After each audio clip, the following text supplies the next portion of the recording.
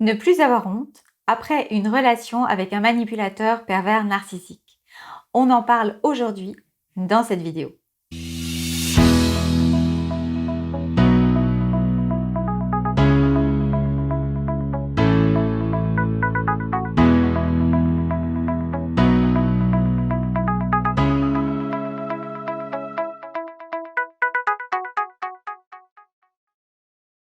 Bonjour mes amis qui chaque jour passez à l'action ou voulez passer à l'action pour vous construire cette vie libre, indépendante et heureuse que vous voulez et que vous méritez. Si ce n'est pas déjà fait, je vous invite tout d'abord à vous abonner à la chaîne en cliquant sur l'onglet des notifications pour ne manquer aucune de ces vidéos de conseils stratégiques et de motivation. Ensemble, on construit en effet la première communauté du bonheur en amour après une relation toxique avec un manipulateur pervers narcissique ou un homme violent.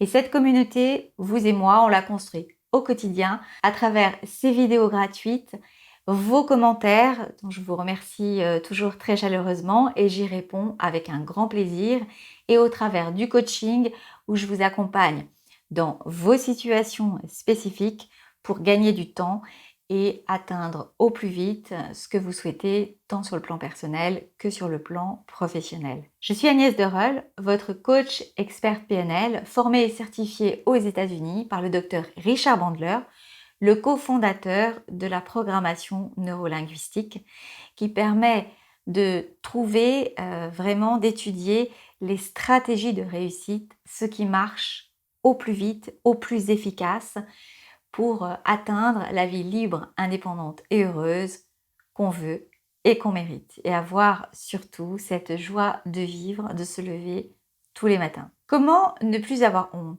C'est une question que vous me posez vraiment souvent parce que vous vous demandez comment est-ce que vous avez fait pour vous mettre dans une situation pareille. Et puis aussi parce que vous avez laissé les choses dégénérer.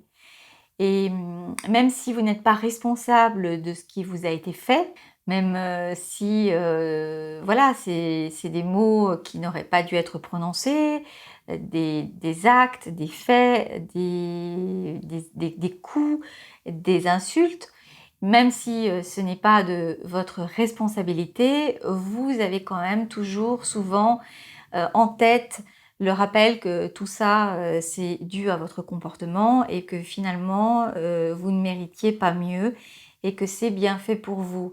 Et ça devient difficile justement de se débarrasser de ce sentiment de honte et de culpabilité. Donc face à ça, j'ai envie aujourd'hui de vous donner 4 conseils pour vous en sortir. Premier conseil, c'est d'abord d'examiner les faits de façon purement objective, c'est-à-dire d'écrire, par exemple, pour commencer lorsque vous êtes seul, tout ce qui vous a été dit, les mots, les actes, les attitudes, les comportements, de façon à ce que ça devienne vraiment du concret aussi pour vous et comme quelque chose qui soit quantifiable. Comme ça, on n'est pas ou dans l'imaginaire ou dans un souvenir flou. Faites l'effort vraiment de coucher ça par écrit. C'est une première étape qui est importante. Cela permettra justement aussi de relativiser dans un second temps ce qui vous est arrivé et ce qu'on vous a dit. Par exemple, si vous étiez trop grosse, pas assez intelligente, trop mince, pas assez bonne cuisinière, trop grande, pas assez douée dans votre travail, enfin tout ce que vous avez entendu, voir comment effectivement le quantifier, par rapport à quoi et par rapport à qui, et selon quels critères, de façon à vraiment à rentrer dans quelque chose qui ne soit pas du ressenti, mais qui soit de l'ordre du réel, pour vous sortir de cette emprise de jugement de valeur liée à la perception et à cette manipulation de votre pervers narcissique, qui a essayé de vous convaincre de votre incapacité finalement à être autonome et à vivre sans lui. Donc là, le fait d'examiner objectivement les faits, ça va vous permettre de sortir de son jugement de valeur et de mettre un autre éclairage sur la situation. Deuxième conseil, vous pouvez penser que ça n'arrive qu'à vous, mais il y a quantité d'autres femmes qui vivent la même situation que vous tous les jours et qui n'osent pas en parler pour les mêmes raisons. Ça devient quand même de plus en plus médiatisé et donc voilà, vous pouvez profiter de cette libéralisation finalement de la parole pour libérer la vôtre également et vous tourner vers d'autres femmes de votre entourage qui ont peut-être vécu la même chose, qui n'en parlent pas, où tout a l'air merveilleux et très bien dans leur vie et qui peuvent avoir une relation a priori idyllique avec l'homme avec lequel elles partagent leur vie.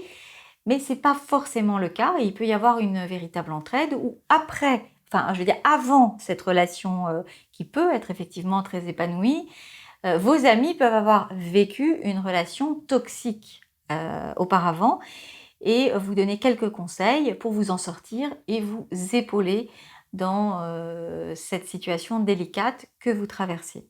Troisième conseil qui vous permet de sortir de la culpabilité et de relativiser. Si vous aviez une fille, si vous aviez une sœur, une amie qui vous confiait les faits, les mots, les actes, ceux que je vous ai conseillé de coucher par écrit dans un premier temps, qu'est-ce que vous lui conseilleriez? Est-ce que vous trouveriez ça normal? Est-ce que vous lui diriez que c'est de sa faute en fait? Et qu'est-ce que vous auriez envie de lui dire pour l'aider? Ça peut permettre une distanciation par rapport à votre situation et de la regarder de façon plus objective pour vous sortir de cette culpabilité. Et enfin, quatrième conseil, c'est celui de passer à l'action, ce qui est fondamental. C'est-à-dire qu'on sort d'une situation et on avance pas après pas, et un pas en entraîne l'autre, etc. Et progressivement, vous vous rapprochez de vos objectifs. C'est pour ça que je vous conseille vraiment de vous challenger au quotidien pour trouver une activité physique qui vous sorte justement de votre mental, puisque c'est surtout au niveau du mental qu'agit le pervers narcissique manipulateur, de faire des activités qui vous plaisent, de vous remettre à la peinture, à l'écriture, au golf, au bowling, à la musique, enfin à toutes les activités qui vous intéressent, de façon à vraiment avoir une routine qui devienne positive pour vous et vous entraîne pour construire l'avenir qui vous correspond tant sur le plan personnel que professionnel. Et j'insiste beaucoup sur l'aspect professionnel sur cette chaîne, puisque l'indépendance financière vous permettra de consolider aussi votre stabilité émotionnelle et de vous sentir plus confiante pour dire non face à une situation.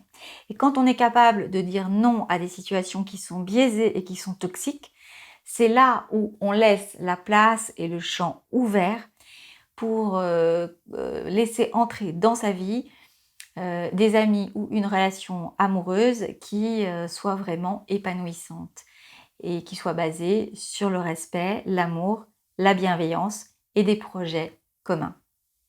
N'oubliez pas de vous abonner à la chaîne en cliquant sur l'onglet des notifications pour vraiment rester en lien. Prenez bien soin de vous, je vous embrasse et je vous dis à bientôt pour une prochaine vidéo.